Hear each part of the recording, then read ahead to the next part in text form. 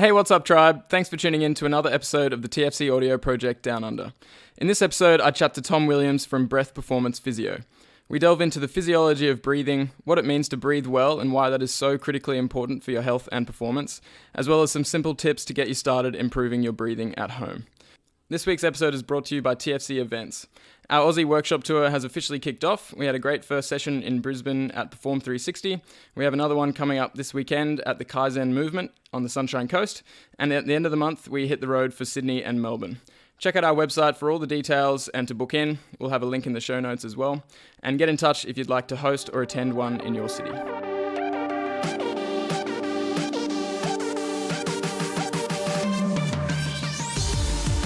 All right, so you're back with James and not Mac this time. This week we've got a special guest, which is Tom from Breath Performance Physio. So, mate, you're the first ever guest on our podcast. I feel honoured. You should feel very special. And yeah, we're looking forward to getting more and more guests on. And yeah, I'm excited to have a chat with you all about breath. So you and I actually met through Instagram, really? Hey, it was actually Instagram. It was just what I think I might have followed the Foot Collective and then just said, hey, the Foot Collective dude in Australia lives in Brisbane.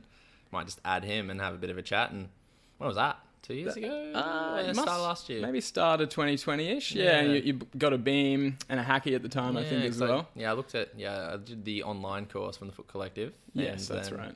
Yeah, I think you asked me how it went. It's like, I got it done pretty quick. And then, got the green beam, got a hacky, and the rest is history.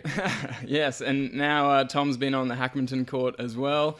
And we've had a lot of good chats. And I've been aware of breath as an important part of health and performance for the last, since I was in uni. And I've read some books and done some courses and sort of really enjoyed learning about it, but I don't think I've quite delved into the rabbit hole quite as far as you have. So it is a rabbit hole indeed. It's quite the rabbit hole. I've delved a bit, but I'm very much looking forward to picking your brains about it and getting into some more depth today. It may be that we have to do a couple of podcasts on breath because I know it is such a deep rabbit hole, but at least we can get the good stuff, a lot of the main basic stuff done today, and then we can potentially revisit as well. Before we do get stuck into all that, why don't you just give a bit of background about yourself, who you are, where you come from. Doesn't have to be your life story, but also just a bit about how you got into all the breath stuff and why you think it's so important. Easy. Well, the life story, Northern New South Wales. So I grew up on a cattle farm, but 15 minutes from the beach. So coastal country, pretty good upbringing from what everyone in Brisbane keeps telling me. So, which was pretty nice. How I sort of got to this point, I'm physio by trade, was my 5th year of doing physio, and I did a Bachelor of Exercise Science, so I did that, and I'm a level 1 strength coach. Not that I specifically use that much, but it's definitely helped me along the pathway to get to this point. And then within physio, sort of like yourself, you sort of have a lot of option as to what to do, and musculoskeletal was always my little love and little route as I kept learning, because it meant that I could help rehabilitate myself from being injured, which was one of the first things. And then obviously had a big love of helping people. So it just seemed to make sense to help people go into the world of sport and help that. So I did that for a few years. And then when I got to, how I got to the breath thing is actually, again, I got injured, got kneed in the coccyx playing a game of footy, so a game of soccer, and had probably probably like 3 or 4 physios have a look, trying to help me with the pain that I sort of sustained. I had it for a good 6 months, and the physio actually made the most impact. One of the exercises he gave me was breathing, and I was like, WTF, what are you talking about? But within the session, there was 4 specific exercises. I remember them very clearly, and walking away going, that's the first time in 6 months I had no pain. And I was very curious at that point to understand why and how. And then I would imagine that was probably 3 years ago now, about 3 years ago. And ever since then, I've just been fascinated by how and why breath was one of the exercises he gave me. And you dive down the rabbit hole of different courses and stuff, whether it be like the Foot Collective stuff or whether it be movement stuff or my lovely original strength shirt, there seems to be pretty big commonality across all fields, whether it be yoga, sports, whatever, that breathing is very fundamental. And look for the commonalities and trends within physio, and you sort of keep coming back to breathing is vitally important. Absolutely. And it's actually a little bit strange that isn't more well known, really. Like if you think about breathing, it's the only sort of movement that you can't survive, or the only like thing that you can't survive with past a few minutes, or depending on how you train, obviously. Yeah, I mean, it's quite fascinating, right? Like it's the simplest thing too. It is quite literally the first thing you do when you're born, and it will be the last thing you do when you die. And yet we don't put a lot of attention to it because it's automatic, and we have deeper brain centers in there, which is something we kind of quickly delved into on the blog. Which would be cool. Yep. So there's also a blog Tom's written up for us on the website if you're keen to check that out. But 100%, it's an automatic thing. And when you start telling people like, you shouldn't be doing this type of breathing, or you should be doing this type of breathing, like, what do you mean? It's just breathing. Like, can't I just breathe? And the same reaction you had of like, whoa, why is this physio doing breath stuff for me when, my knee hurts or my hip hurts or whatever is a very common thing.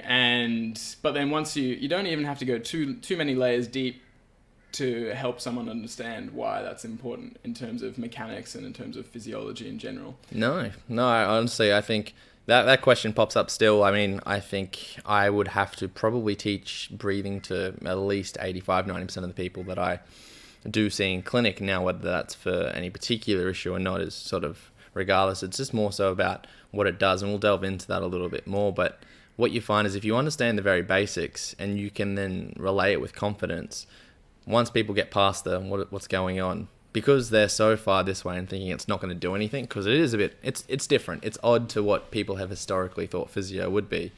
I think the success just makes it more worthwhile, because then they see the reaction, they move better, they have less pain, and they go, oh, so all I had to do was breathe differently. And it's like, well, that's not quite the thing, but they really get the buy-in straight away, because once you can really explain it to people after you understand it, the world's your oyster with what you can do with it. Yeah, for sure. And it's one of those things similar to feet, actually. And I think we've gotten on this concept pretty deep before, but it's foundational, right? Like once you explain to someone, look, you have to breathe to survive, and your breathing matters for every level of efficiency, basically, in terms of, like we said, biomechanics or physiological efficiency.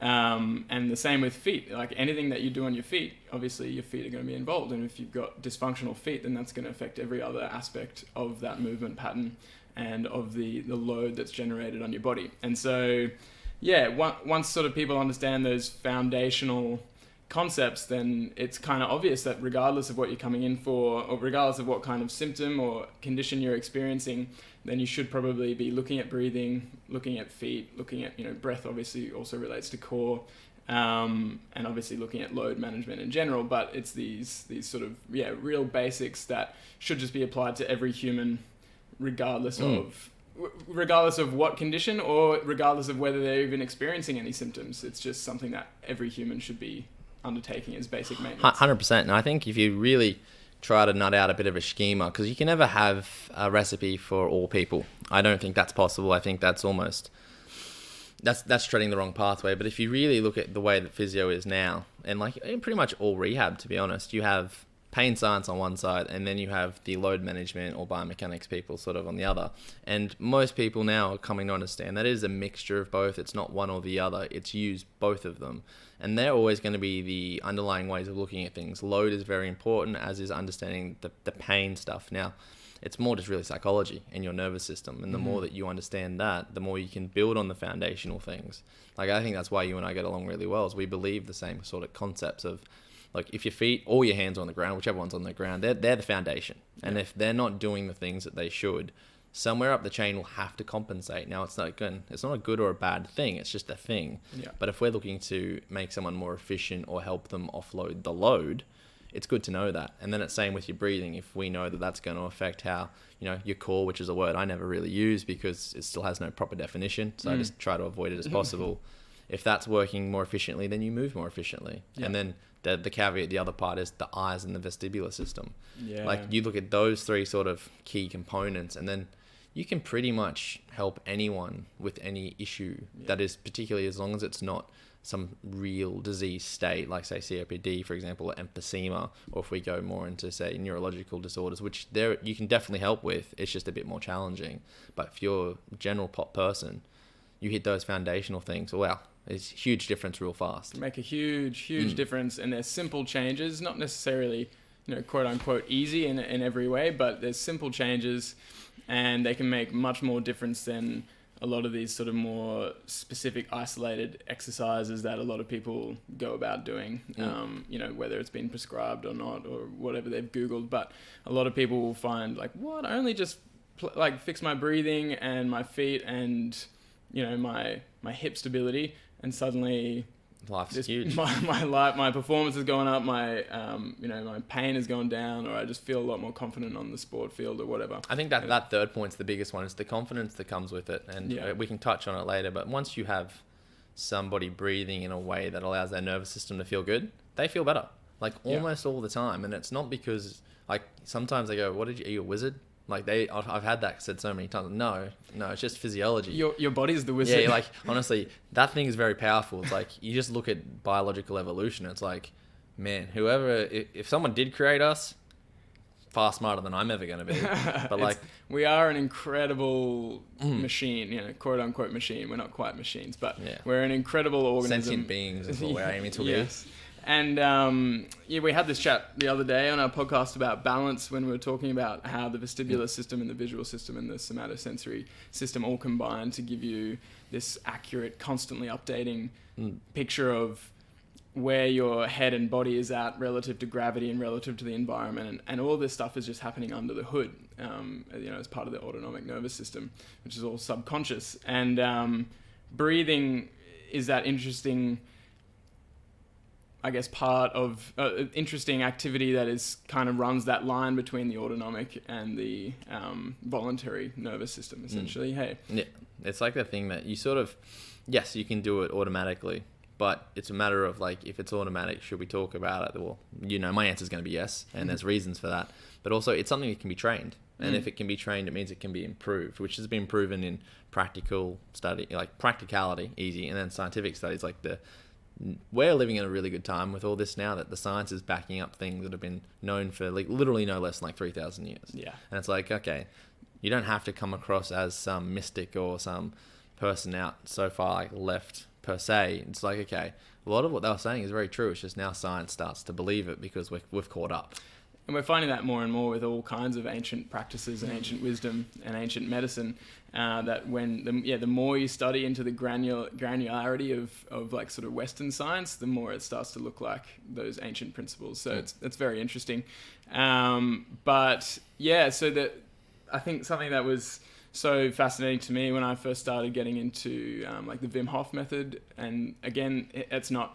He didn't create that. He makes no claims that he created it. It's been around for thousands of years. He's just packaged it into his own method and done a really great job of it. And obviously taken it to a very extreme level when it comes to cold exposure. For those of you who aren't aware of Wim Hof, he's a Dutch guy who has broken many world records in terms of cold therapy. He's done a marathon barefoot in shorts in the snow, and he's done he climbs, is it Mount Kilimanjaro? He climbs very high cold mountains in shorts. With people, mind you, who have only done his practices for a short time to prove that most people are much more resilient than he can. And one of the people that helped try to build that notoriety was Scott Carney, who he's written 2 books, and one of them was specifically on his experience with Wim going up there with the outer shirt and the mental sort of fatigue that comes with it, but then the almost exhilaration of, wow, look what I just did. Yeah. And that's what I've loved about Wim Hof per se as a person, is he doesn't make any claim to have created any of it. Like, he knows that, like, particularly his stuff comes from like the Tibetan monks and like that ancient sort of stuff, and he's just like, I'm just doing it because it's good. And if you read into it, which is, it's quite a fascinating story, his book is quite fascinating. Like, he's been through a lot of trauma in his life to get to where he is, and he sort of epitomizes in a lot of ways how powerful the human organism can be. Yeah. If it's cultivated in the right direction and there's a very big internal driver, because he's done a lot of hard work to get there. And similar to like a lot of people, his sons helped him really create that whole package. But yeah. And what I also love about Wim is that he's really taken it to the scientific world now, and like he's got such a loud voice in that area, and he's kind of forcing people to listen to what he's got to say by doing these crazy feats of endurance and, cold exposure and these kinds of things. And so what I found really interesting was that, the traditional understanding of the nervous system is that it is broken up into that voluntary and involuntary system, and that we can't have conscious control over the autonomic nervous system, which is the involuntary system. That's all of the subconscious processes that your brain is constantly doing to keep you alive, and breathing's part of that. But what Vim basically he's sort of forced them to change the textbooks, because now he's showing, yes, I can control my autonomic nervous system through breathing and meditation. And so there is some level of conscious control, and it's the breath that ties those two parts of the nervous system together, essentially. Yeah, and one of the cool part to what Wim does, besides just that, is it challenges research in Western medicine as a whole, because it starts to look at people not as numbers or patients. Now, like even in my clinic as physio, I call everyone a client. I try not to use the word patient, because no one needs to necessarily always be relying upon a doctor or a nurse or someone else. They have such internal power that it's just often untapped now. Again, due to society, due to the way we live, there's a lot of factors, and that's stuff you've even spoken about on your podcasts. But when you give someone that confidence back, which is what Wim does for people, and then he goes and he challenges, like you said, the Western medical field. All right, I'm going to do this, and I want you to prove to me why it's not working. And pretty much he hasn't lost that bet. Yeah. He hasn't lost yet. And the reason is, again, it's not mystical. It's just physiology, and he's just found an intuitive way into tapping in. And again, people are more intuitive to certain things than others. It's the same way. You and I could walk down the street, and we might look at someone and interpret them differently. One of us might be right. One of us might not be so right. Because I have a different level of intuition, you doesn't mean that, you're a nutcase or I'm a nutcase. It's just we're different. Wim just was intuitively drawn to the cold and found this thing and kept going down the pathway. Yeah. And it's fascinating, and I love watching it, and I love to think what science and the healthcare system could look like in, look, I'm optimistic, but I'll say 15, 20 years. I don't think the next decade's going to change too much, but the amount of money that gets put into healthcare might actually end up being less. Hopefully, because people are just being generally better. Yeah. And that's the long-term goal of everything, right? You want people to live happy lives, particularly as everything becomes a bit more automated, and there's the talk of robotics coming in and doing less and people have less jobs. If everyone's happier, then it wouldn't matter. And a huge part of that is taking more control of our own physiology, isn't it? Because the traditional narrative, again, in Western medicine has been for the past while that genes are the main factor, and your genetics is how you get these conditions, and yeah, maybe food and stuff makes a bit of a difference, but what's coming out a lot more lately is the concept of epigenetics and how we actually do have a lot more control over our biology than we've previously thought, through things like breathing and working on your beliefs and movement and food and sleep and all of these pillars of health that people are, I guess, through the power of the internet, which is obviously how we connected, but people are starting to listen to that new narrative of actually you do have more control, and these are the different things that you can control, and so get stuck into those, and people are finding huge differences in all of that. And so that's why I guess I love that's the big message of the Foot Collective, is take more control of your health starting at your feet. You can have so much more power over your foot health than the mainstream shoes and general podiatry views would tell you. And it's the same with breath, and it's the same with everything else. I don't need to tell you how innovative the foot is. You very well know how innovative the foot is, and all you have to go is look at it logically and go, if there is that big of an innovation in the foot, and we know through your somatosensory cortex how much your foot, hand, and your feet, your hands, and your face sort of take up that space, it's anything that affects those things is going to have a change at that really cortical level.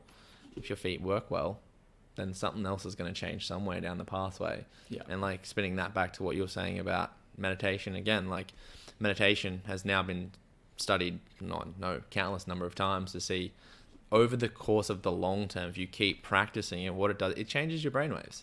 Yeah. And it makes you change who you are. And that's going to go for anything. It doesn't really matter. It's just they needed something to prove that meditation was worthwhile. And it's it just depends on how you do it. But if you can, in the long term, put yourself in a better state, then all of a sudden you're going to feel better. Yeah. and you're going to react to things differently. Your body internally is going to be less stressed, and you can come up with all sorts of metrics like heart rate variability, resting heart rate. You could look at grip strength. You could look at all sorts of stuff. You go, is this working? Now we know it does, and the science just backs it up. It's just now kind of what you and I are doing is a part of like the global lot of everyone else that we know is doing it. It's trying to make it more accessible to people. Yeah. Instead of it being like, crap, where do I start? It's okay. How about we help guide you on that, and then you do whatever you want. Well, while we're on that topic, actually, so the breath has obviously been a big focus for meditation, and it is in a lot of meditative practices, especially mindfulness meditation, is literally just focusing, not necessarily even trying to change your breath pattern, but just focusing in, tuning in on actually how you are breathing as the first point of call, as an awareness thing. And let's just chat a little bit about breath and meditation and what you've experienced, maybe in your own life or in practice, or what you'd recommend as a good place to start for a breathing meditation. I think exactly what you said is probably the best place to start. I mean, like the two clear examples or resources that come to mind are Dan Brulet's book, Just Breathe, and then the Headspace app, which is free download. Everyone can try it. The first things on the journey are just awareness. Don't even try to complicate it. Just go, how am I breathing? When I gave my lecture to UQ Ventures a couple of years ago, the first thing is you want people to understand where they breathe into. So do you breathe through your mouth or through your nose? Do you breathe in through your stomach or your belly, or do you breathe into your chest? How fast are you breathing? Just jot them down. And again, you have to remember that nothing is good or bad in this world. It's just, can it be done better or more efficiently? So that's how I started, and that's how I think most people should start. And again, the reason being is just simple, and it's not putting any pressure on yourself. And then once you start understanding your habits, you have some rough data, you can start to change it. And I think that's where learning some very simple stuff about the tongue probably is the first place. The tongue, if everyone just tries swallowing, where does it go? It goes to the roof of your mouth. Why is that? That's because that's where it should rest. And if you keep the tongue there, what you'll find is you will start to automatically breathe through your nose. Now, it's not a specific reflex, but just try breathing with your tongue on the roof of your mouth through your mouth. It's freaking weird. It's just, and it looks ugly, right? It's not so good. But once you then go, okay, well, that starts that process off, sweet. Then you're on the pathway. I think the very first step in that pathway is just learning to breathe through your nose. And then if you can't do that because you have, say, some sinus issues, or you've had some nasal cavity deviated septums, which, to be honest with you, according to the data, I think it's up to a third of the population might even have a deviated septum. Right. Yeah, it's huge. It's much more than I ever thought. It might even be higher, so don't quote me on that. But it's definitely no less than that. And the thing is, that doesn't mean you can't do it. It just means that the way that you do it will be different to someone else. And can we improve upon it? I'd almost say for 100% of people, regardless, is that you can. It's just, what's the sort of risk reward, or what is the benefit to cost ratio to it? Yeah. So I think the very first thing, tongue on the roof of the mouth, breathe through the nose, is the easiest place to start once you've, again, brought the awareness to yourself of what's going on. Yeah. And then what about, I want to get onto the nasal breathing stuff as well, but what about breath timing then? Because I've been playing with this app as my meditation I was introduced to it last year, but I've been doing it consistently for the last couple of months, and it's just called Breathing App on just on the App Store. Nice name. Yeah, it's very simple. But I've been really enjoying it, and what it does, you can set the timer to what you want, but you basically go, all right, I want to go for 5 or 10 minutes, and I want to breathe in for 6 seconds and inhale for 6 seconds, exhale for 6 seconds, and I know there's different types of breath timing drills, like box breathing, where it's a breath and a hold, and then an exhale and then a hold, and so on. But I think there's some science behind the 6 seconds in, 6 seconds out, isn't there? Certainly is. Yeah. So hit us with that. Yeah, well, depending on exactly where you read into it, 5 to 6 breaths per minute is what you're looking for. And the reason it has this thing, and I always forget which exact term it is, but I think it's the heart coherence. Effectively, what you're looking at is as your breath goes into that sort of zone, your brain waves start to slow down and you become more relaxed. So you go into that parasympathetic state and everything starts to slow down and your heart starts to move in time with your diaphragm. And what becomes very good about that is what people say from yogic terms and then into science is that your body seems to be moving as one with itself. And for anyone who doesn't know anatomy, because anatomy is fantastic, your diaphragm sits just below your heart. So every time it moves, it's going to have an effect up into the heart. And that's where the coherence part comes to it. As you breathe slower, your heart will then react to what your diaphragm's doing. And then that can then put you in a certain state, which is what they found with the 6 or the 5 to 6. I think if you look, it's like 5.5 breaths per minute on average. And again, I've rounded it to 6 on my app. Yeah, and I think for everyone, that's going to vary slightly. Again, everyone's very individualistic, but these numbers are just rough zones. And I think that's a better way to look at it because, again, if you can't hit that now, say if you start trying it, it's actually quite hard at the start when you have a very low carbon dioxide tolerance. So you have to build to it. So starting at 3 and 3 is perfectly fine. Yeah. I was about to say, like, the way I first started teaching people when I started was kind of focusing not on a box breath, but on what I called the golden rule, silly thing, of 1, 1, 2, 1. Because the way you look at the way you breathe, you should breathe in for, say, let's go 2 seconds and exhale twice as long. Because as you breathe out, you start to get the heart rate to drop, the blood pressure to drop, and more parasympathetic effect. So it was logical to me to go, if I encourage everyone to breathe out twice as long, they'll be calmer, which puts them in the rest and digest, which means that any injuries that they have start to heal a bit better. The reason I added the 1 and 1 at the end is it should be a natural pause at the end of an in-breath and an end of an out-breath. So I wonder if I just make it 1, 1, 2, 1. It's like, this is a number that everyone can remember. It also happens to mean that if you did it in that style, 1, 1, 2, 1, you're going to breathe for 4 seconds. So then how do you get to 60? It's like, okay, I can see how we can then start to go, that's like 15 times per minute. It's roughly in what the textbook says is normal, which I'm still going to tell you is too fast. But I was like, okay, what happens if we just go 2, 2, 4, 2? And then it starts to make a lot more sense. That the timing becomes very important of how you do it. And then I've since scrapped the name Golden Rule because I just think it's a bit silly. Young me was a bit naive. But it was interesting to see the responses with that versus something like a 6, 6, 6. Yeah. Yeah, so there was a few little bits in there that I want to remember to come back to. You mentioned carbon dioxide tolerance, but also you mentioned heart coherence. Now, with that, that's mostly related to heart rate variability, is it? Or is there something else in there? I'm actually can't remember the whole coherence thing. It's one of those things that I try not to delve into too much because it gets to a point where it is like, oh, wow. The easiest way to remember it is it's how your heart and diaphragm are kind of moving together. And then with heart rate variability, it does have an effect in some capacity because for anyone who doesn't know, when you have a high heart rate variability, what it means is the beats of your heart aren't necessarily in an exact time. So if we said like 1 through 60 seconds, if your heart was beating on every 5, that's very low heart rate variability. And what it means is your body is slightly more stressed. If you had a heart rate variability, it was like 1, 3, 9, 15, 12, like whatever the system is. It just means your heart is, the way I look at it, has an increased capacity. You've allowed it to be more resilient because it can kind of create this solid foundation of, I can kind of beat at whatever rate I really need to. And if I need to change it, I can. But if it was really rigid and it's like it's almost stiff, it's stiff in a pattern, it doesn't have that flexibility to move. Yeah. And like, again, to analogize it to the foot, if the foot's super rigid, it's really hard to then go running and then go climb on rocks or go to the beach because your foot doesn't know how to adapt. Whereas if your heart can do the same, and if it's stiff, you're in trouble. But if the heart can be more adaptable, then life's pretty good because it's a bit more flexible. Yeah, that makes a lot of sense. And so basically having higher heart rate variability is a sign of increased parasympathetic nervous system. In a sense, you'd activity. find, I wouldn't be game enough to call it cause and effect. I never am. But like there's a pretty good correlation. There's a correlation. Yeah. Some people I know who have good heart rate variabilities are some of the calmest people I know. Yeah. Which are pretty cool. Yeah.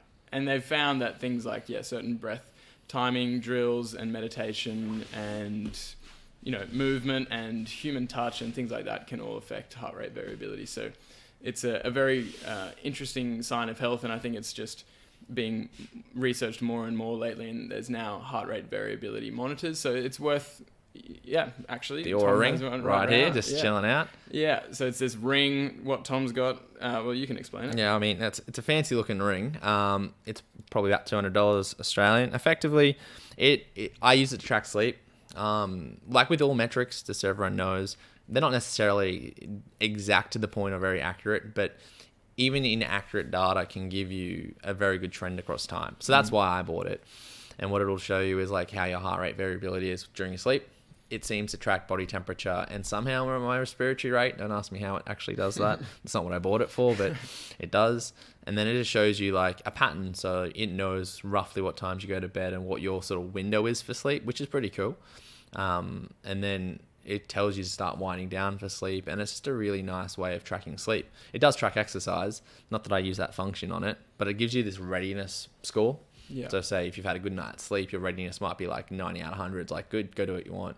If you had a bad sleep or you haven't slept as much as you'd like or you're just not feeling up to it, it seems to correlate pretty good with that, and it'll be like a lower score. So it'll say or suggest, all right, today don't push as hard. So whether that be work or exercise or whatever your commitments are. I think it's pretty cool because it's just a nice, easy way. And like everything, you just don't take it for, gospel. It's just a tool that helps you identify or become a bit more introspective, looking inwards and understanding yourself. And that's, what I found. Like I use it to journal with as well, just to see if there's anything that I feel when I get these sort of sensations. So I think that's a really key thing, because as more of these sort of wearable technologies come out and people start to, I guess, rely a lot on this sort of externalized data of, an app or a machine telling them how healthy they are or whether they should do more steps or this and that. I think a lot of that stuff is valuable, but like we've talked about before, and I think Brian McKenzie was part of a whole book about it, or maybe Unplugged, yeah. So it's sitting all about, on my bedroom floor. Oh, there you go. I haven't even got it on my bedroom floor yet, but I'm gonna get there. But I remember hearing him talk about it and just how it is actually so important if you are using those to, well, first of all, you don't have to necessarily use those things. You can just tune into and listen to your body. But if you are using those kinds of technologies, to use them to facilitate more introspection as well, not just to go, okay, it says this, so this is what I'll do.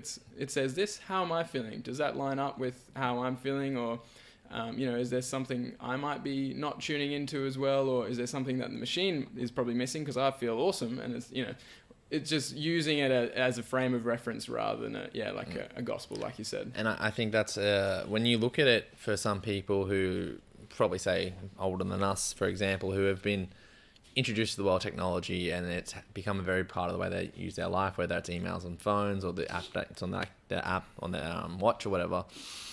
If you're using it as a way to get into it, it's fantastic, because it should just be the gateway. It shouldn't be the end result. The end result should really, I think, in the utopian world be, I can wake up and go, I know that I feel pretty good. I'm going to exercise to whatever intensity. You track stuff, like, and you and I both know, like, if you're trying to get progressive load across time, you probably should track some stuff because you're trying to create an adaptation. But when it comes to things in your day-to-day, it's like, this is only going to tell me a certain part. Am I going to react to it, or am I going to change anything that I do to it? Will be very important, because you could just track all this data and never do anything with it. And then it just becomes a monotonous task and a waste of your time. Waste of money too. Yeah, like it's $200. Yeah. It looks pretty. Yeah, that's for sure. Is it only 200 now? I swear when they came out they were like 500. Yeah, they were much more expensive. It put me off for a long years. I'll have to grab one then. This one, I got the sizing kit if you want one. Okay. If anyone wants to try sizing kit, it's hit me up with like that. 12 or 13 sizes. Now, so pretty much the gist of all that is that breathing can be a really great gateway into increasing parasympathetic nervous system activity and, I guess, decreasing or coming out of that sympathetic nervous system activity. Now, it's not that parasympathetic or sympathetic are bad or good. They're both very important systems depending on the context. It's more that most people probably spend a bit too much time in the sympathetic nervous system because of our modern culture and our modern lifestyles and environment. And I thought we might just break down parasympathetic versus sympathetic very basically and talk about why it's important to have more of that parasympathetic going. Yeah, cool. So I think that's a great overview, though, because that pretty much explains a good chunk of it, right? When you're looking, you always remember the simple terms, because I like simple. Parasympathetic is rest and digest. So anytime that you're eating, anytime that you're resting, that's where you should be. Sympathetic is the opposite. Sympathetic is your fight, flight sort of mode. Now there's a free section to that, which is a bit more murky, a bit harder to explain, but just think fight, flight. The reason you have it, again, is just evolution, right? Your body was like, okay, time to sleep. I'm going to go into the parasympathetic. I'm going to rest. I'm going to chill. That comes from that really deep sort of mammalian brain, reptilian brain, like the deeper stuff. The sympathetic was like, okay, I'm about to get chased by a goddamn tiger. I better get up and moving. So what they effectively do is start to secrete and mobilize different hormones or different chemicals. So if you're in a sympathetic state and you're trying to go to sleep, you're going to have a hard time going to sleep. I suppose if we start to talk some examples, like, have you ever gotten to the shower and your brain just runs wild? It's just like thinking about everything you could have done today, or you're thinking about the girl you text and it's like, oh God, she hasn't written back. Why hasn't she written back? Or your work emails that you haven't responded to, like, I should do that before bed. It's like you feel agitated. And then when you go to sleep or you get into bed, it's the same thing. Whereas it shouldn't be that way. Like, you should hopefully be able to get to points in your day where you feel calm and at ease, and not that you're feeling blank, but you're just chilled. Yeah. And that particularly before you go to rest. And as to your point, like in our modern society, unfortunately, we're in constant contact. And if we don't watch it, which has kind of happened, we stay in that sympathetic state. And like within people's work days, right? A lot of people will wake up, they either go to the gym or go to work. And that's what I'd call a transition period. If you don't take the time to transition from the gym where you're probably lifting fairly weights or you're doing your cardio, you're heightened, you're feeling excited because your body needs those chemicals. But if you go straight to work and you don't take time to downregulate, you're already coming at work here where you should be coming in here. So when you start to just do all the tasks, and let's just use like the almost stereotypical business person, like at his computer, constant sort of input is coming in from that screen, whether it be from emails, they've got jobs to do, they've got, you know, their app open that they're talking to their colleagues. Like there's constant sort of feedback. And as you and I sort of both know, delayed gratification is a very fantastic thing, but in this world, it's very instantaneous. So if I send a message, I want to hear back from you. But if I don't hear back with you from, you know, some X number of time, I might start to feel anxious. It's like, okay, so I'm going to be sympathetic. I'm going to sit there. And particularly if there's a deadline, right? So then you start staying like that all day. And then by the time you get home, if you don't then wind down, you stay here again where you should have been here. And then that cycle sort of perpetuates. You have less sleep or a worse quality sleep. So you have less parasympathetic time. And then you wake up, you do it again and again. Yeah. And one of the ways people deal with that's coffee. Yes, and lots of coffee, which then gets you back into sympathetic. Yeah. And then all of a sudden, it's a cycle that will perpetuate itself, and it does so for years. And you may never know because you don't know any norm. Your body's real smart, and it habituates to chronic stress. Exactly. Because it doesn't need you to think about it. Otherwise, you will run yourself insane. And the chronic stress thing, I guess this is really the crux of it, hey, because people are like, oh, it's all right, I'm just wired all the time. Like, you know, that's just me. Like, I do it. I have my coffees. I come home. I get like 4 hours sleep. And people can almost wear it like a bit of a badge of honor. But the fact is that our bodies, when we were doing the bulk of our evolution, we were essentially, you know, quote unquote, designed to have small, short bouts of stress, aka running from a tiger or something like that, or hunting something. So stress can be really, really good. But then with adequate recovery, which is that parasympathetic. So when you're running away from a tiger, your body isn't thinking about, you know, how can I build my immune system? How can I build muscle or, you know, regenerate tendons or, you know, this and that.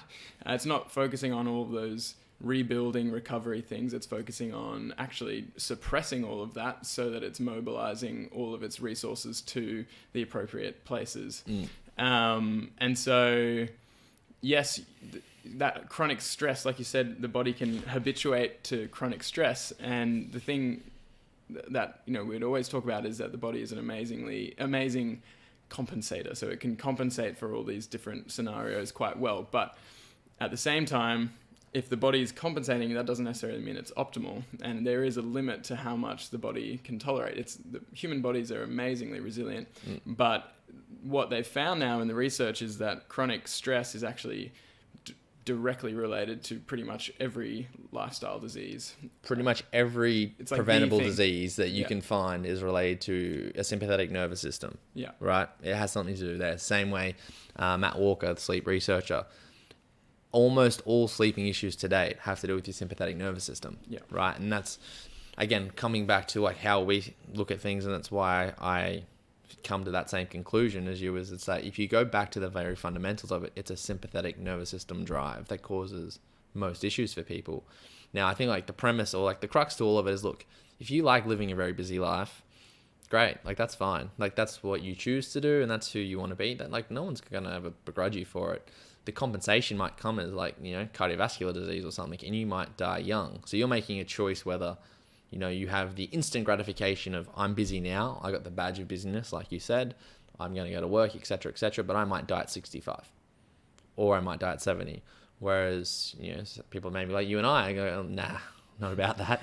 Like, I want to live a long and sort of happier life, and I don't mind working for longer periods of my life because I thoroughly enjoy what I do. Yeah. And that means that our relationships tend to often be better with people because we're calmer, so we're not as reactivity, which has to do with the way that your brain functions when you're stressed, which is a whole topic itself. And it's like, okay, well, this is fun, this is cool, but that's the lifestyle we've chosen. Yeah. Now, what's better for the overall of society and like humankind? I'm probably going to argue it's our lifestyle, because people have become very reactive. Social media and internet hasn't helped, but in the same token, internet's fantastic, right? It allows us to do all this information, allows us to meet, allows us to do it, and it's just depending on how you use it. But if everyone in society had more downtime, or just a bit more of an awareness of what their life could feel like, there'd be less fights. You'd probably have less people just arguing about stuff that isn't important. You might find that marriage doesn't end up in divorce like 50% of the time, because people are just in better states all the time. Yeah. And that means that the healthcare system, again, ideally would have less of like this influx of preventable diseases, which is what the government spends billions of dollars a year trying to prevent. It's like, well, it kind of starts from young. And then if we start the habits now, then hopefully our kids and et cetera, can go that way. And then who knows where humankind could end up. So better breathing will save the world, basically. Yes, pretty much. Yes, that's the idea. If you all breathe really well, Elon can take us to the moon, and I'm just going to save planet Earth. But seriously, though, it is such a fundamental thing, and just understanding that, yes, you can get into that sort of those busy times and those, you know, intense workouts and all this sympathetic activity. But if you know then how to switch back into parasympathetic with the right breathing tools, because I mean, there's different ways to switch back into parasympathetic, but breathing is probably the most obvious and most efficient way to do that. And it's free, and it feels bloody good as well. Once you sort of train up a little bit, and yeah, it's nice to know that you can just switch focus to your breathing, and not immediately, but over time, get back into that rest and digest. And the more you practice that, the more efficient you get at doing that as well. And so I've had times where maybe I've had one too many coffees in the day, and I've hit the bed, my heart's pumping, my mind's all over the place, and then I go, okay, I'm going to focus on my 6 seconds in, 6 seconds out. And at first it's like, I can't do this because it's too much. It hurts to focus on this. But then I just keep bringing it back to that focus, and next minute I'm asleep and I wake up the next day. It gives you a huge sense of control, right? Huge. And like breathing with the meditation to like round that off. I had, it might have been my housemate say, like, in a negative sense to meditation, it's a self-fulfilling prophecy sometimes, where you're like, oh, I'm stressed, I'm going to meditate, and it might work. But when you're really, really stressed, does it work? Was he's like, how do you know? My rebuttal to it was mostly, if you constantly meditate across time, we know that your brainwave activity does change, you just start to think differently, and therefore you don't get as stressed. Yeah. So it is a self-fulfilling prophecy in a sense, but over time what you find is the levels are just better, and it's calm. And that's like what I've aimed for, and personal experience, kind of like yourself, has suggested that it works fantastically. So and there's research as well on people who suffer with anxiety and anxiety attacks and things like that, and just simply by slowing down their breathing, then they can have a huge impact on their sort of mental state as well. And so, I mean, all of that anxiety does relate to sympathetic activity as well. Everything's sort of overwired, so to speak. And yeah, tapping into breathing, more controlled and slower breathing, can make a huge difference to those kinds of symptoms. So anxiousness and anxiety, in my opinion, would be as much a physical issue as it is psychological, because it's your body responding. And you can't really separate the two anyway. No, like they are one in the same. And like one of my favorite books to like go into that stuff, there's a lot of stories in, but Bessel van der Kolk's book of like The Body Keeps the Score. Now, like him himself, like that one's on my bedroom floor. Yeah, he's been in trouble in the past for like going in court and talking about potential falsified memories and such. But the book itself's fantastic, and there are books like it as well. But when you understand that your emotions and your sort of physical self are one in the same thing, that when someone comes and like sees me in the clinic, for example, your injured ankle is not just an injured ankle, it's an injured ankle and there's a history and it's like, oh crap, there's a grand final. Like that intense emotion then gets linked to this through like neuroassociation.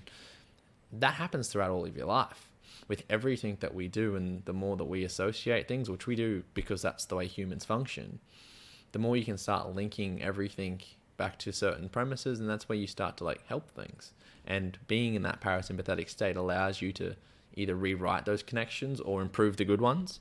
And then you can just start doing more of the things you actually want to do because you have a clearer mind, you feel more comfortable, and your injured ankle is, all right, well, it's fine, it'll get better, versus the catastrophization that can come with it. Yeah, and we could go really deep into that as well in terms of the pain science and beliefs and all of that stuff, but I reckon we'll revisit that in another podcast. It's a whole topic. But I do want to delve into nasal breathing versus mouth breathing because I know that's such a central component of all of this stuff. And you've already mentioned it today, but why don't we get into, how should we breathe, through our nose or mouth, and why, pretty much? Okay. Well, I mean, again, so back to our fundamentals, get the awareness first, and then tongue on the roof of the mouth, and then breathe through the nose. The reason it should be in and out through the nose, the out part's the thing that gets people, is you're looking at what the functions of the nose and the mouth are. And if we explain those, that might actually help a little bit, because your mouth is designed for eating, right? It allows you to get food in, etc. Under times of sympathetic stress, or when you really need large amounts of like oxygen, that's what it's there to do. It kicks in when it needs to. It's kind of like you're revving your car and the red engine, and you really need to go real fast. But it doesn't have all the benefits that the nose does. So with the way that your nasal cavity is designed, it has these things called cilia, which are like little hairs, and mucus. That's probably the first point of contact right at the tip here at the entry point. Why are they important? Because any like pathogen or any sort of irritant that comes in gets picked up by those, and then you either spit it out or you swallow it. And that happens at about a rate of 2 centimeters per hour, I think, roughly. Or per minute. I got to look into that again. But like it's constantly happening. So it's getting rid of all the irritant. Mouth doesn't have that effect. The second thing is the way that the nasal cavity is designed with these turbinates or nasal concha. Air itself, airflow is like laminar. It goes straight, it just keeps flowing straight. But what your nasal cavity is designed to do is to slow that down, make it a bit more turbulent, which allows more time to humidify the air. And I think most people in general know that if you go outside in a cold winter's morning, which doesn't get too cold in Brisbane, but when it's cold, it's harder to breathe. Yeah, hard to breathe in that air, particularly when it's through your mouth. And people who have exercise-induced asthma will definitely know about that. But the longer the time the air spends in your nose, the warmer it can get, and that's what those turbines are for. And then additionally put, you have these things that are called paranasal like sinuses, and what they're effectively there to do is to secrete this sort of chemical called nitric oxide. Now, anyone who knows about nitric oxide, it's a great little chemical, but simply put, it opens up your blood vessels and opens up the pathway of breathing. Now, the reason is why is that all important? Your mouth does none of it. So you lose, like, there has been written by a guy named William Cottle that there's up to 30 benefits of your breathing through your nose versus your mouth. Some of them are like athletic, some of them are health related, some are sexual related for anyone who cares about that. There's a lot of things that it can do, but your mouth doesn't do any of it. And then that's, as you delve into it, there is just so much evidence and physiological understanding that breathing through your nose gives you all these things that you can't get with your mouth. Yeah. And one of my favorite books on breath is by James Nestor it's just called Breath, isn't it? It is just Breath, yeah. Yeah. So really good book. Great on Audible as well, if anyone likes audiobooks. But he actually did a test, essentially an experiment on himself and another breath researcher, where they plugged their nasal cavities for 10 days, and they measured all these different things around sleep and hormonal rate, balance and heart rate and heart rate variability and all of these things, and basically everything got worse. There was not one measure that got better. Significantly worse by plugging their nasal cavities. And what's interesting is obviously, there are, like you said, apparently there's a third of the population have a deviated septum, but there are a lot of people that have nasal blockages and things like that. But apparently 25 to 50% of people habitually breathe through their mouth. I'd say it's bigger. I'd say the number of people that I see in clinic who breathe through their mouth would suggest to me that it's a larger proportion. Yeah. And the quick reason is because we talk and sing a lot more than historically we used to.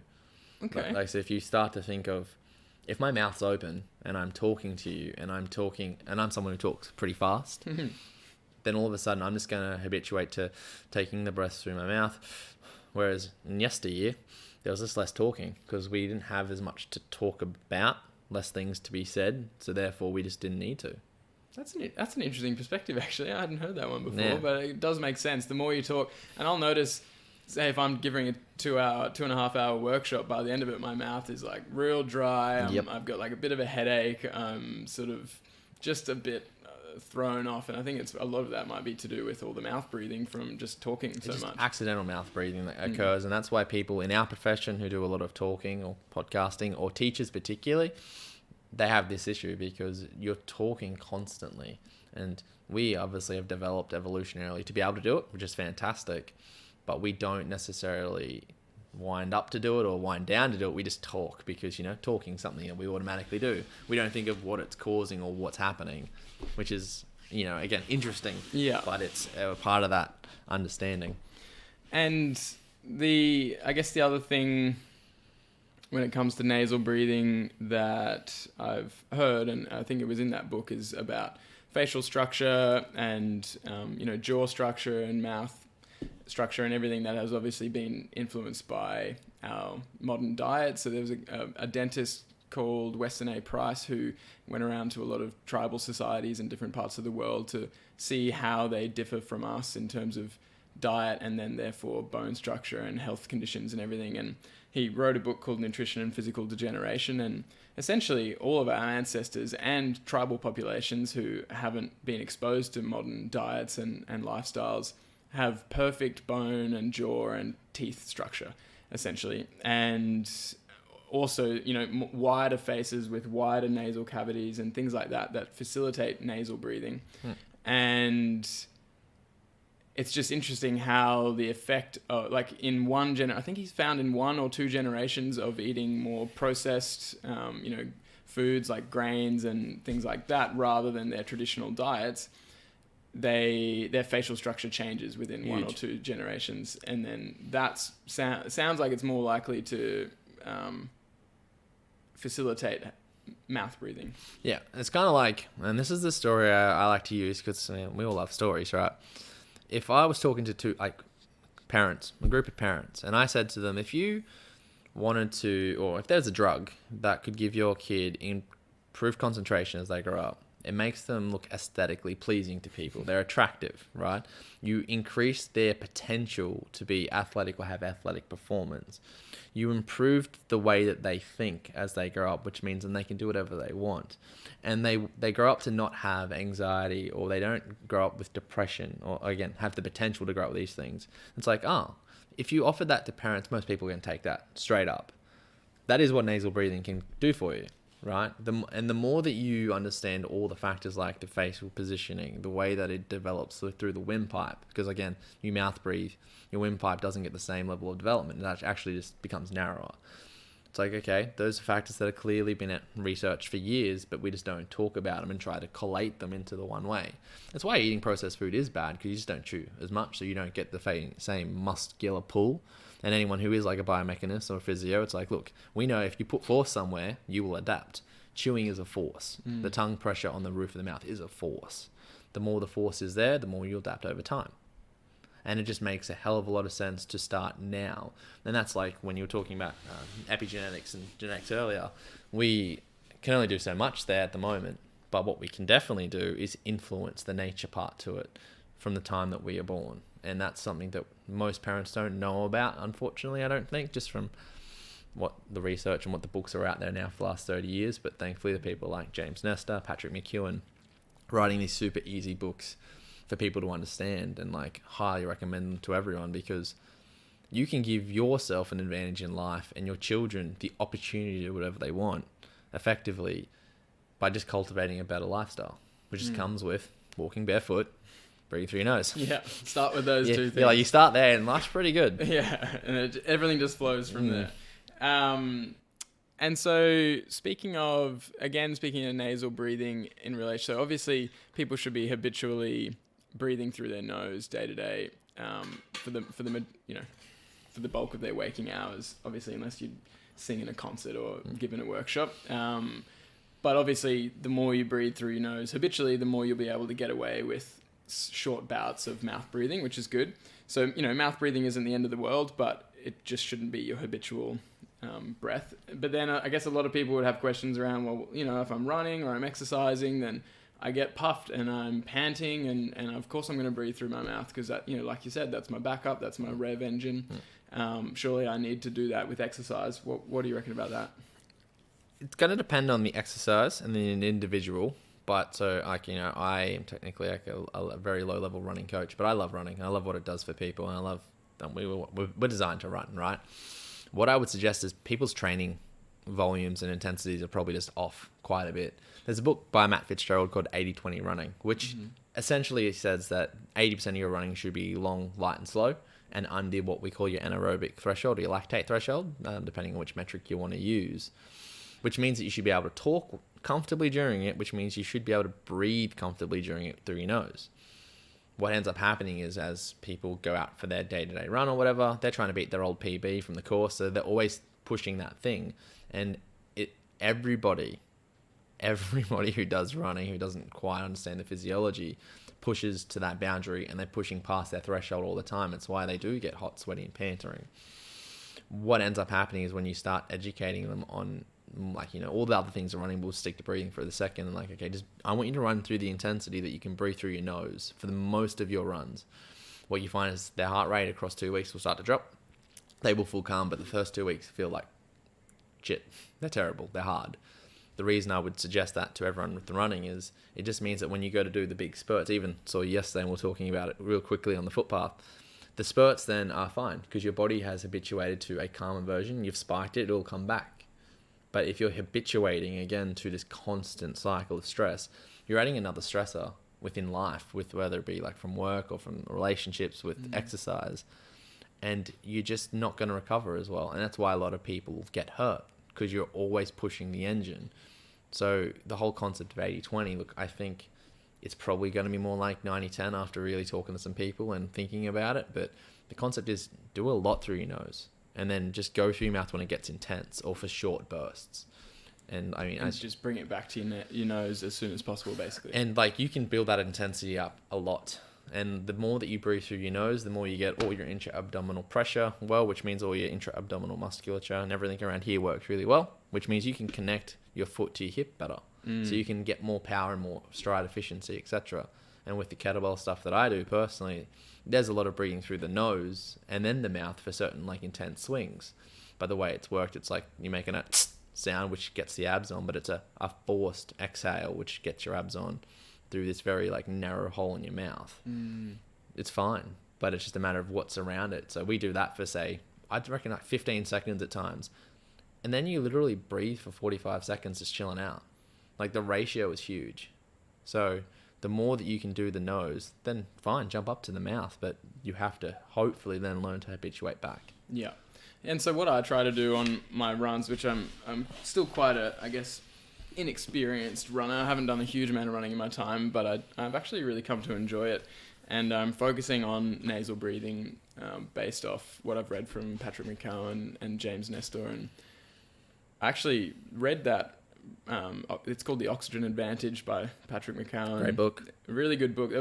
I think that was the first one that really put all this stuff on my radar. And I was in Toowoomba for a placement. I was staying with my grandparents while I was up there on a physio placement, and was reading this book and started doing these nasal breathing only on my walks, and then doing breath holds as well. So counting how many steps I could do on a breath hold, but it had to be silent nasal breathing only the entire time.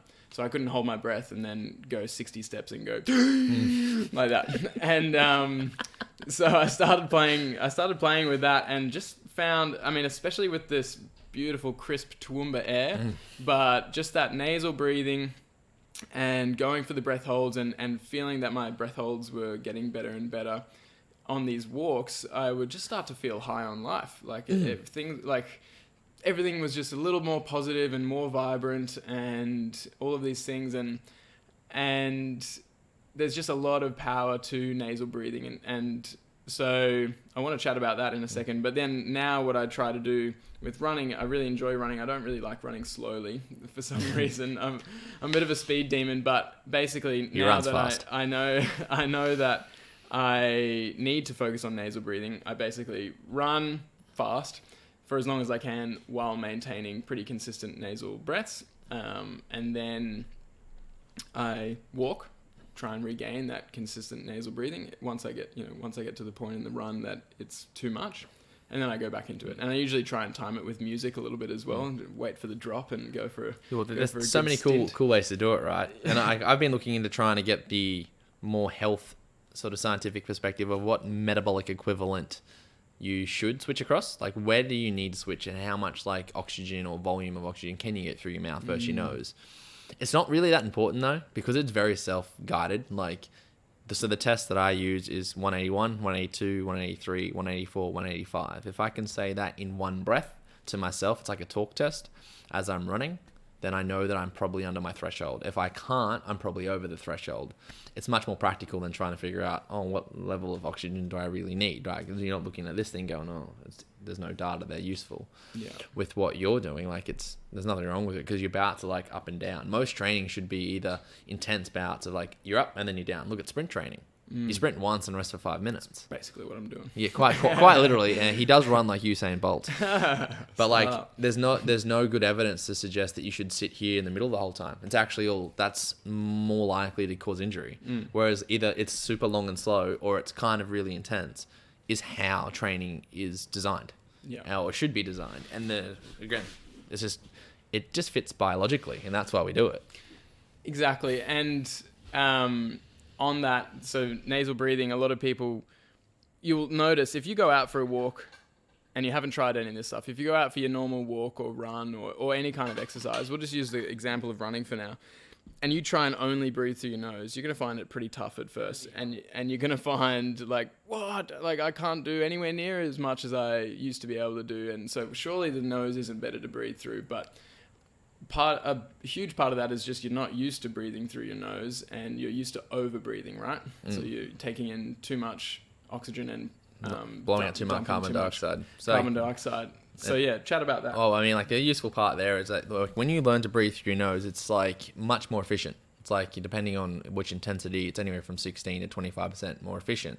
What that means is, because you have the nitric oxide in there, and then all those other benefits we spoke about, you can then upregulate the amount of oxygen you can get. Because again, if you think about it, if I open up my blood vessels, so particularly the arteries, and then I open up the windpipe, there's more room to move. There's less resistance, which means the flow can be better, which you won't get that through your mouth.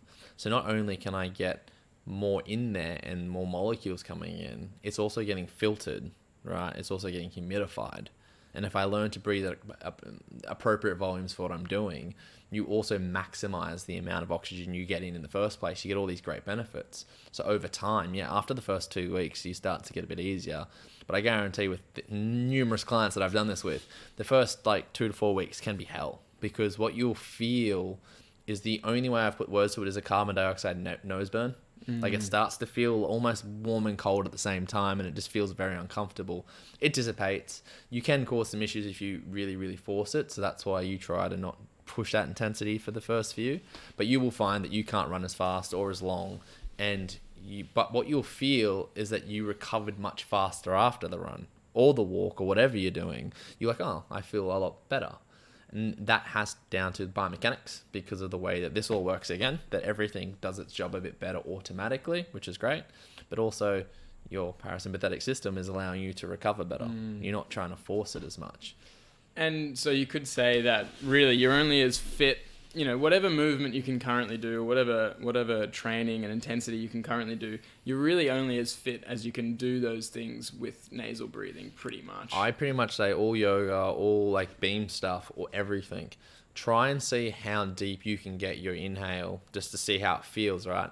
And that's one of the great things about old yoga, not current yoga the way it's taught, but like the old stuff where it's all active. It's like, if I can get all the way around and take a really full inhale, I own that position. Like, I feel calm there. I feel good. Then I can play with it. And that's kind of like, when you first time you get on a beam, you just feel a bit out of whack. You have no idea what's going on. You're probably not even breathing. But watching you, and like everyone who's seen your channel knows, you look pretty calm on there for the most part, and you can spin, you can do jumps or whatever. That's I guarantee I put you on there, you probably breathe really well. I'd say so. And I do focus on it as well. Nasal breathing, and what you said there is a really important point. Is that unless you can breathe efficiently during a movement, you don't truly own that movement, because you're either terrible at that movement, or you're stressed, or you're leaving performance on the table, or you're leaving recovery on the table. And that's the thing. Like, if you think of when you feel stressed, think of any time in your life you feel stressed, right? How well do you think? It's never. You feel really bad. And like this whole good stress versus bad stress, if you actually look at like the ideology of the word, like where it comes from, it wasn't really the right word that they're putting to it. Strain was the word where it should have come from. If you look back to Stoicism, if you are strained, is different to feeling like, stressed. Yeah, like there's difference.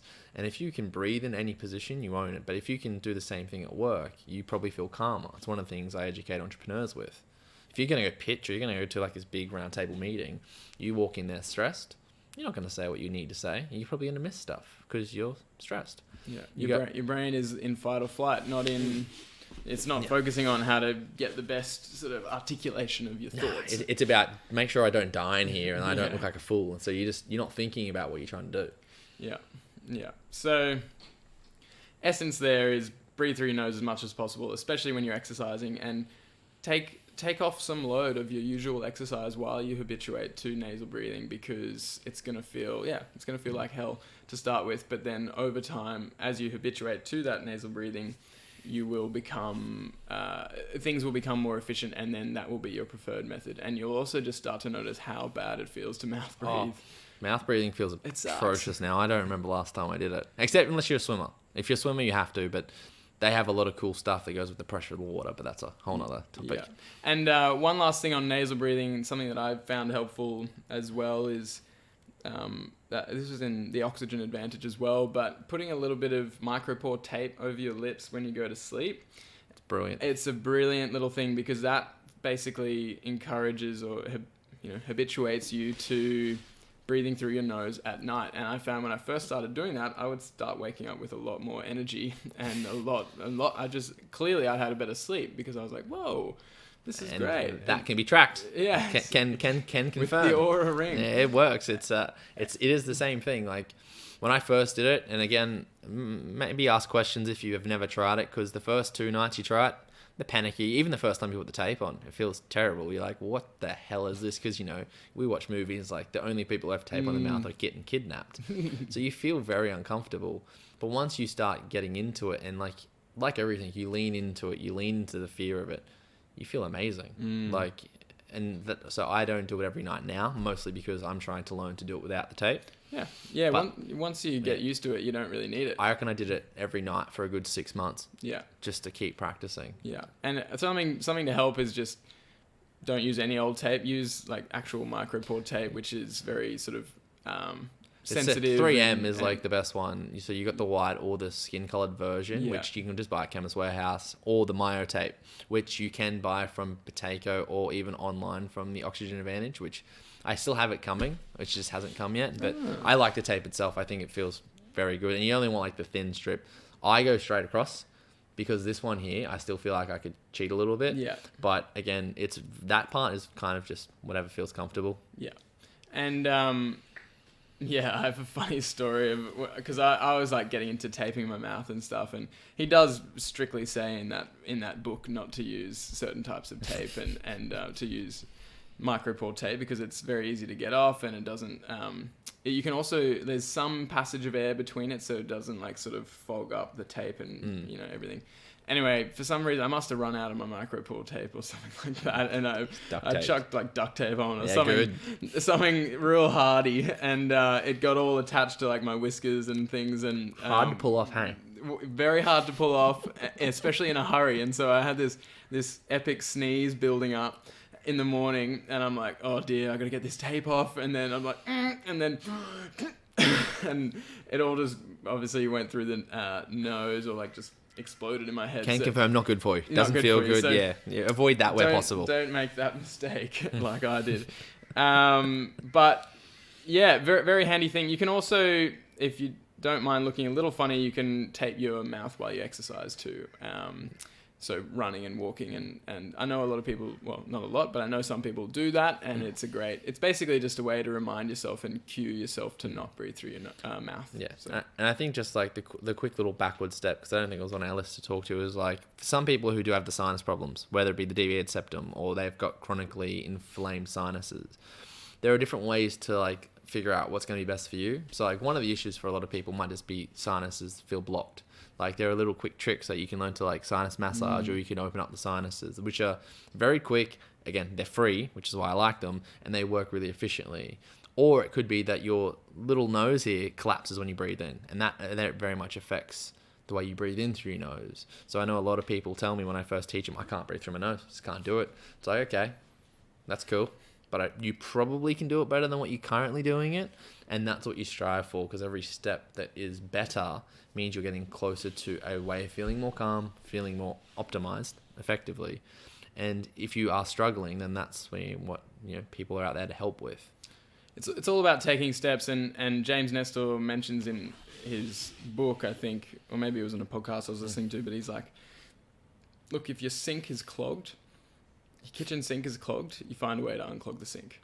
You don't just leave it there. Oh, I can't do the dishes, or I can't do this because the sink is clogged. It's like, no, well, surely there's a way to unclog the sink. And some people can do that, like you said, through exercises that are free. And I know that some people do require surgical intervention.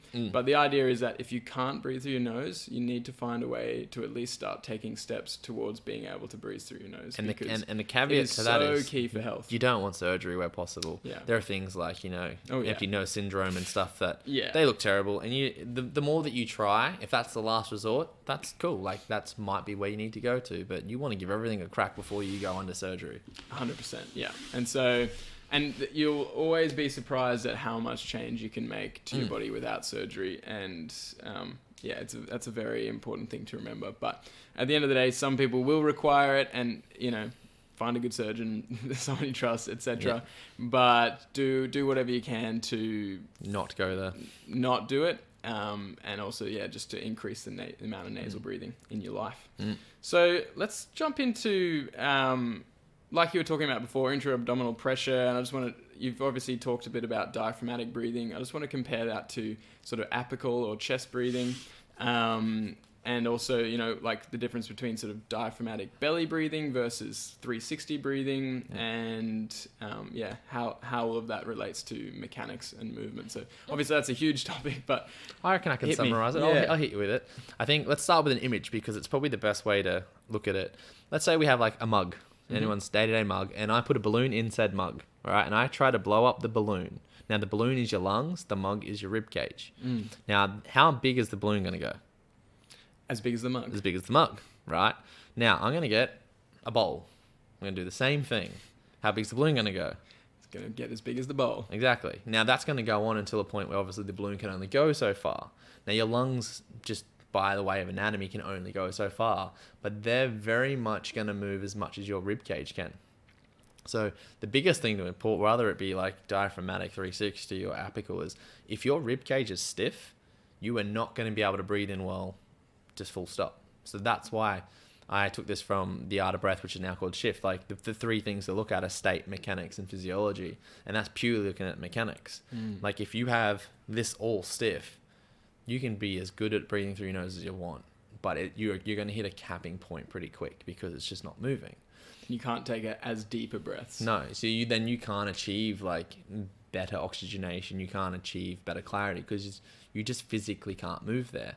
So that's where you have to teach the body to move. So if you have a super, super stiff, like lower stomach, like through your ribs or through your lower back or whatever, you might just find it hard to do diaphragmatic or 360 breathing.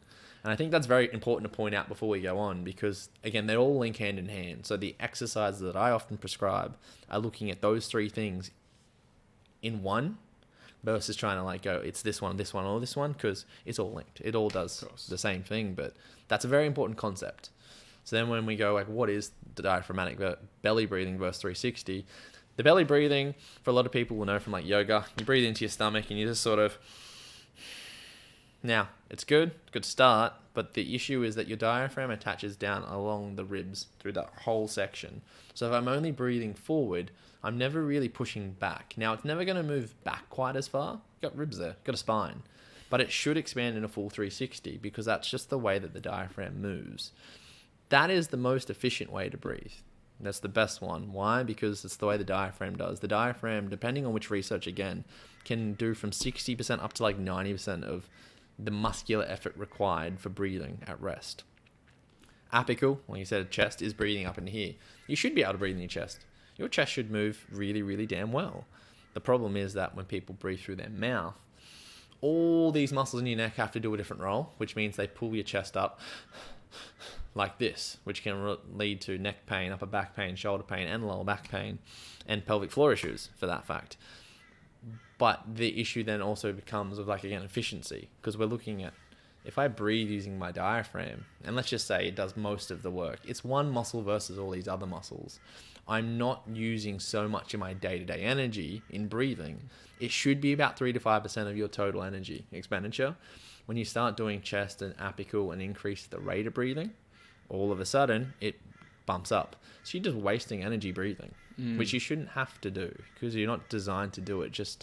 You're designed to do that when you're panicked, but not designed. So that's why people feel lethargic, because they're using energy in places they don't need to. Yeah. So then when you understand that, okay, I've got to make sure I got a bowl or a bucket, not a cup, and I know I got to breathe down here, all of a sudden you start to feel the expansion and you get things moving. It takes a bit of time, but over time you start to feel better. Yeah, so that's what I was going to ask. Like you mentioned with that balloon in a mug analogy, if someone does have stiff ribs or a stiff rib cage and trunk in general or abdominal muscles, I imagine it's going to be some combination of both. And from my experience, it always is some combination of all the above. But would deep breathing or 360 breathing exercises that would help unstiffen or like loosen up the rib cage, as well as general, I would say, natural movements or some exercise supplements of increasing thoracic mobility and maybe decreasing muscle tension in that area. Yeah, like all of it. So like again, with the parasympathetic effect, because it relaxes the muscle tone, one of the first things I give for people with neck pain is breathing, because you get rid of all the stiffness first of the musculature like system, and they go, okay, I can move more most of the time, particularly if it's not a joint issue. And they're like, oh, that feels really cool, because you've just gotten rid of the tone. And then when you start to realize, again, like this is more anatomy based, but like your ribs have cartilage, which have like the elastic recoil capacity. So if they can start rotating the way they should, they will start to naturally move again versus being super stiff. So there's another way to save energy, because I don't have to use all these muscles to try and move my rib cage. They're just moving fluidly, which means you feel less stiff. You can breathe easier, which means you can breathe better. And like without going into the depth of it, the way that your lungs and like your rib cage interact with pressures is very much like you breathe in with some active effort, but it should naturally recoil and keep going. Yeah. But the more that it can move, the more freedom it has to do everything that you need it to do. So it's that two-way relationship between better breathing will give you better mobility for a number of different reasons, both mechanical and neurophysiological. And better mobility will give you better breathing. And that's why yoga is so associative with breathing across years, because if you look at something, it's called the Tibetan rites, which are like some of the the first exercises that were sort of documented from them, and like they pretty much hit everything. Like they get you doing rotating. I don't think they make you do side bending, but like they make you do back bending, forward bending. Why? Because they knew back then that if the rib cage moved, you could breathe better, and if you could breathe better, the rib cage would move more. And there's that positive feed forward mechanism that it's only going to end in having more opportunity to do whatever you want. Yeah. Because there's a double whammy, right? Like we were never really just supposed to breathe while being still all the time. We're supposed to breathe with movement. Like we've talked about this in the podcast before, how we no longer have to move in order to survive. We don't have to find food. We don't have to hunt. We don't have to escape predators. And so, it's such a sedentary lifestyle and culture. And even for those of us who are, quote unquote active. It's still very sedentary relative to what our genes 60 would expect. years ago, right? Like it was, they were exercising 4 hours a day or something. Yeah. Just with the way they did life. Yeah, and it's just these daily, during the bulk of our evolution, we were getting very frequent daily movements, either, like you said, long and steady, like walking for hours and hours and hours a day, or short and intense, like hunting or escaping predators. So really our breathing systems, our respiratory system is set up to be included in movement. It's not about just learning to breathe while you're sitting at a desk, although that's important. It's about also finding ways to increase your movement demands, and that will tie in really, really well with increasing your breathing efficiency. And it's like, to sum that up, if you, like you said with what Patrick McEwen states, if you learn to push that boundary, so let's say you learn to breathe with running, breathing with sitting becomes easy. Oh, like so easy. It becomes like to the point where it is automatic. And like, I don't think about it. It'd be interesting to watch the podcast back to see how it goes, but most of the time I'm just through my nose now. 2-3 years ago that wasn't the case, but it's because you push that boundary as far as you can, and then all of a sudden everything easier. It's like, oh yeah, life's chill. You have these more intense bouts of focus. Like it takes a lot of focus to run with nasal breathing, because your body kind of almost, especially as you're getting used to it, it kind of wants to revert to that mouth breathing because it's used to over breathing. It's used to breathing too much. And that, in a sense, almost becomes, well, it is basically a moving meditation where you're focusing on your breath, how you're breathing while you're moving. And that encourages that more day-to-day, just while you're sitting down. Of course, you're going to be breathing through your nose because you've had these intense sessions of focus on nasal breathing. And that's right. For anyone who doesn't know, meditation isn't just solely breathing. Meditation is anything. Of course, yeah. Like literally anything you want it to be. It could be gaming. Not that we're going to do that. It's something that, it's just as long as you're intently focused on something, you will get into the zone or the meditative state. The reason breathing is often picked is the additional benefits that come with it that you don't quite get with the other things, though we haven't found at least yet. So, and let's chat quickly about intra-abdominal pressure, because I know that comes up a lot, especially in the sort of mobility circles and strength training. And I myself have experienced a lot of benefit, or a lot of change in how I've breathed with intra-abdominal pressure, or changed my breathing to optimize intra-abdominal pressure with strength training, which made a huge difference to my knee rehab. And so I've experienced some great stuff with that. Let's talk about intra-abdominal pressure. It's like anyone who wants to lift better, if you can fix the intra-abdominal pressure, you'll up your lift 5 to 10% straight away. Yeah. You don't even have to change your technique. Like it'll happen straight away. And it sounds baffling, but like it works really quickly, because all you're trying to do is get the efficiency of the mechanics. Like this is where understanding biomechanics is actually very important, because your body, whilst it can learn to move in so many different ways because we're such an incredible beast, there are certain like physiological principles that you can just not go past to a point, right? So once you get your intra-abdominal pressure, that often just comes as you breathe in, diaphragm will drop down, and then all of a sudden you're increasing the volume in your thoracic cage, but decreasing the volume down here in your sort of abdominal cavity, which just means by pure physics, the pressure has to increase. That then allows you to do some pretty cool stuff. It can help sort of push your pelvic floor slightly into the lengthened position, so it's ready to contract. At the same time, you've got your diaphragm moving down, so they're set pretty good. It then automatically allows you to get your sort of deeper muscles on. Because if you think about what happens with that breath, the little muscles around your spine start to activate because they're all extensors in some capacity. And as you breathe in, your back starts to flex. Something that people don't really seem to want to think about. When they go to bend forward, they all panic and tense up when they got a sore back. But if you just breathe in, your back will automatically round, which means that any muscle that's an extensor has the capacity to stop that movement. So then you're getting this nice little sort of internal brace that's going on. Transverse abdominis, the big old muscle in physio that got talked about for years, which is a waste of time trying to just sit here for so many people. Nothing wrong with trying to bring some conscious awareness to it, but it has to be put into movement or into functional movement, not just lying on a table. Yeah, lying on your table, knees bent up, and trying to do it for 10-second holds. Yeah. But once you breathe, muscles such as TRA, like they're going to go in and out naturally the way they are because it's a non-directional muscle. It just activates as it needs to. And if you can get that cylinder working well, when you go to press through your feet or you go to press through for the bench press or push up, whatever, it's not rigid and stiff. It's dynamically stable. Yeah. It's all functioning. The muscles are on. And then when you add something like that, which helps to increase that activation of your abdominal muscles, like the obliques particularly, that is a very strong structure. It takes a lot to break it. And that's why we know that you can increase strength straight away if you know how to breathe. Because everyone's sort of really focused on, I got to improve my core strength, my ab strength, they're doing crunches, they're doing planks, they're doing this and that. But if they're not breathing properly through that, they're dumping a whole heap of performance and efficiency on the, like... If I was to put a definition to core, it's breath. It would effectively learn how to breathe with your movement. Because if you know how to do that, which varies from movement to movement, you then have that capacity or opportunity to be dynamically stable. And that's something I say to people a lot because I don't think you need to be rigidly stable. I don't...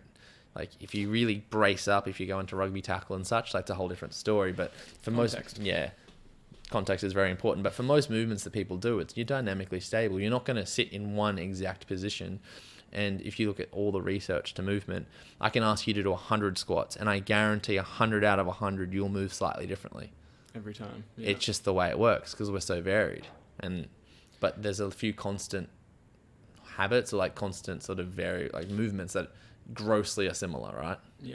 Yeah, dynamically stable is huge because you don't want to just be this rigid box that it's like you're really stable but you can't move anywhere. And there's this concept of proximal stability for distal mobility, and that's basically saying if you're stable upstream in your trunk and in your quote unquote core, then your brain's going to feel a lot safer to allow more mobility in other areas because it's more efficient, it's less prone to injury. And that's how we develop as babies. That's where it comes from. No, we shouldn't move like babies. I think that's the thing that gets missed with a lot of like that stuff. But we use the concept of why do we develop that way? And then why do we move our arms off that? And why do we cross move?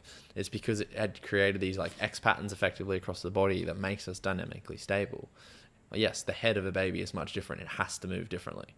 That's not hard, but there are a lot of commonalities that if you go back to them, and that's why something like OS seems to be super useful. They're just exercises at the end of the day. They're just exercises designed to touch someone back into like a previous state where they were a little bit more stable with their movement, and that's why they seem to work, because you're just awakening old patterns that are incredibly useful to give you the foundation to do something cool like beam work or parkour. They're not going to make you just automatically be able to jump higher, but they set the foundation in here so you have that proximal stability. Which is that foundation that we should never have lost. And the only reason we lose that is because of the sedentary culture and the sedentary lifestyle. And that's why intra-abdominal pressure and breathing is such a big component of those kinds of systems, like natural movement, DNS, original strength. They all touch on breathing a lot because it is so important. But also more sort of, quote unquote, unnatural, I suppose. I don't know.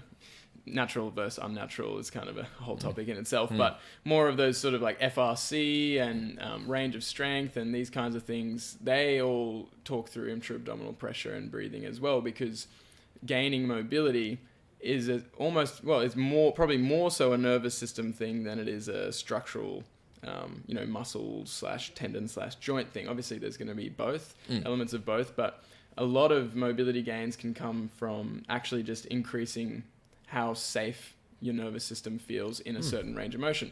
And part of that will be how strong are you in that range of motion, and the other part is how well can you breathe in that range of motion. If you break it down, your nervous system cares about literally one thing: it's keeping you alive. And if it knows that there's a risk of injury going into any particular activity or movement or anything, it will find a way to automatically, subconsciously, or metaphysiologically protect you.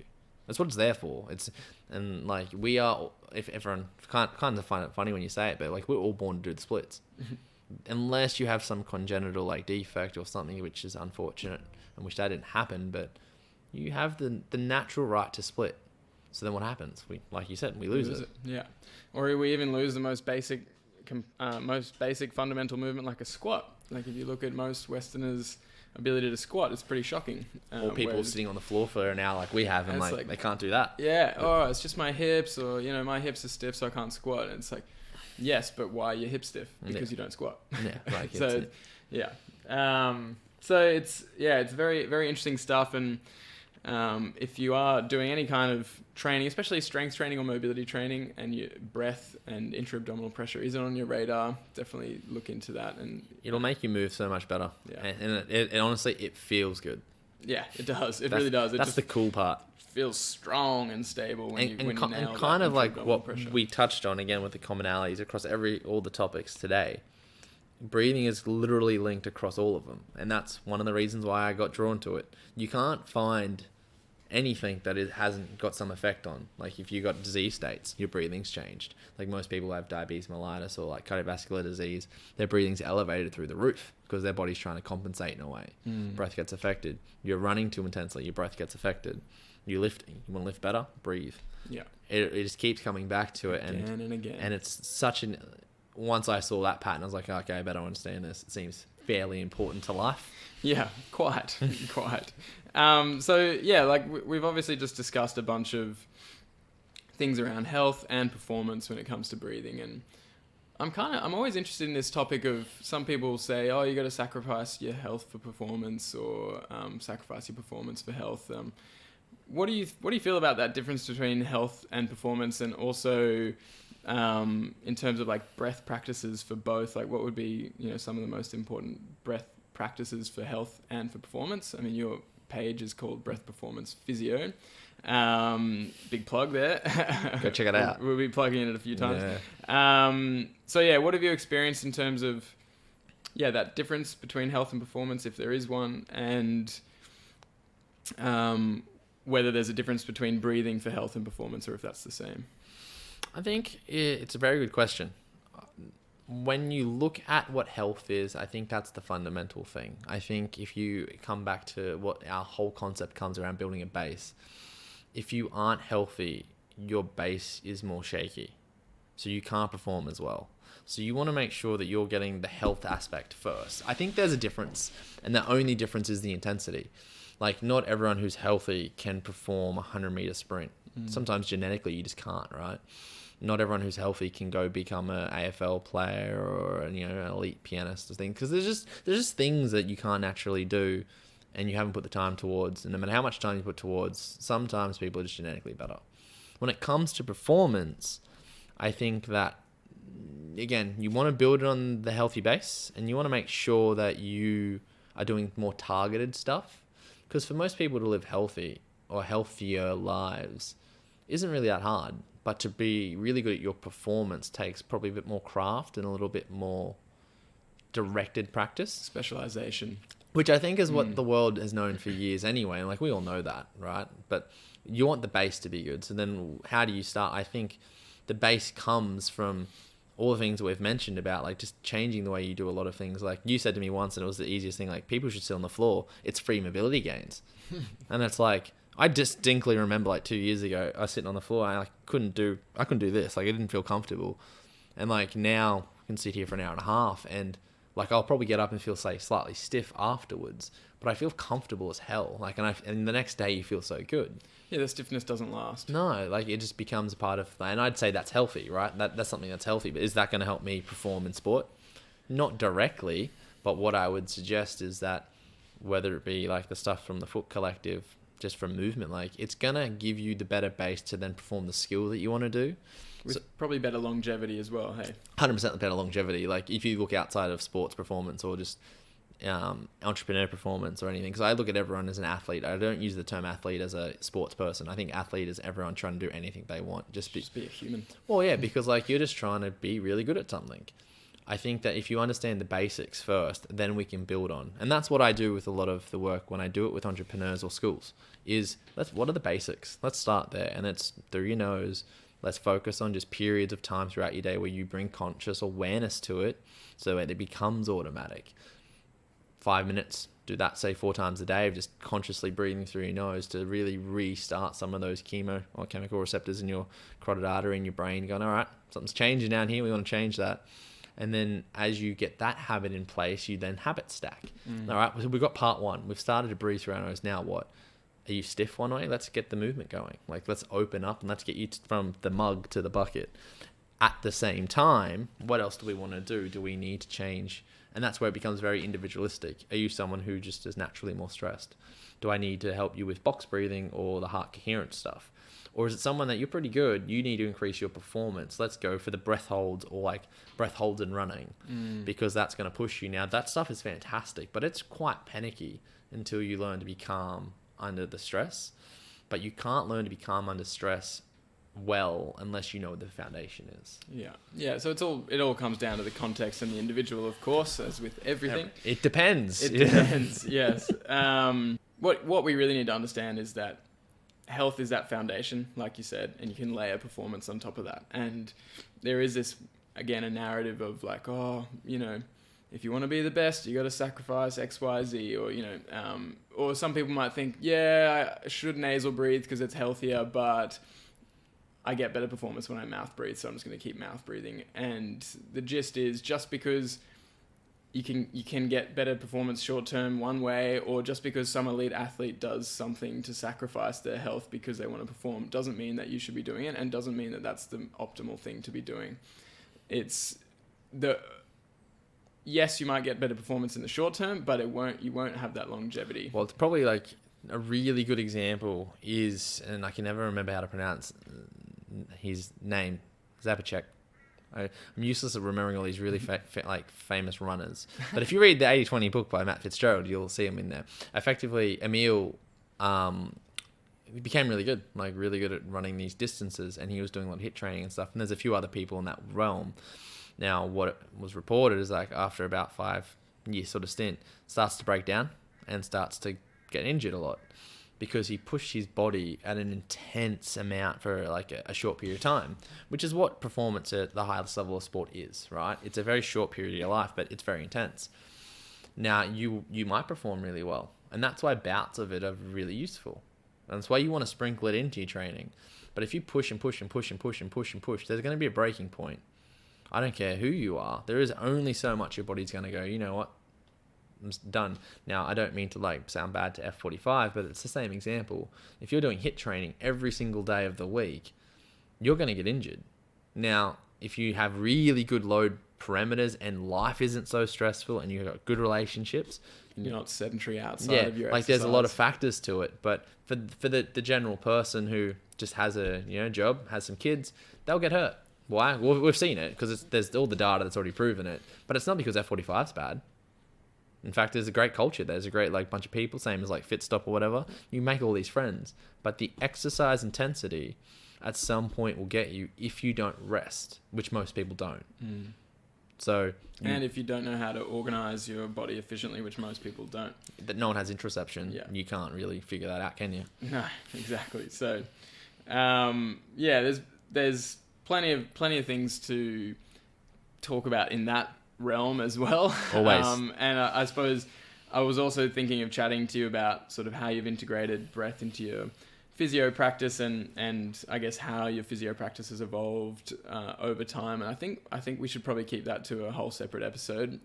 We are coming up to we're over an hour and a half now. Geez, the time flies when you're having fun. It's fun when you're talking about breath. It's so it is probably like that's the hard topic about trying to make breath small to people.